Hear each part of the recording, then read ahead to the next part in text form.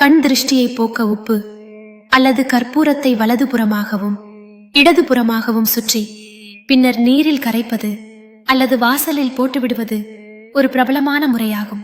சாம்பிராணி மற்றும் கடுகு கலந்த தூபத்தை போடுவதும் எலுமிச்சை மிளகாய் கரியை நூலில் கோர்த்து வீட்டு வாசலில் தொங்கவிடுவதும் கண் திருஷ்டியை நீக்க உதவும்.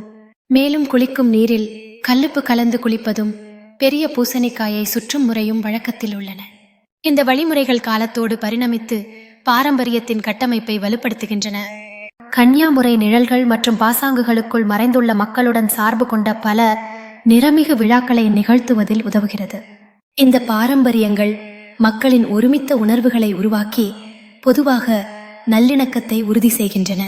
இவை சமூகத்தின் அங்கத்துவத்தை வலுப்படுத்துவதுடன் நம்பிக்கைகள் மற்றும் பண்பாட்டின் அடிப்படைகளை உருவாக்குகின்றன. இந்த செயல்பாடுகள் இனமுறை மற்றும் முன்னணி ஜனநாயகத்தை கொண்ட பாரம்பரியங்களை பராமரிக்க உதவுகின்றன.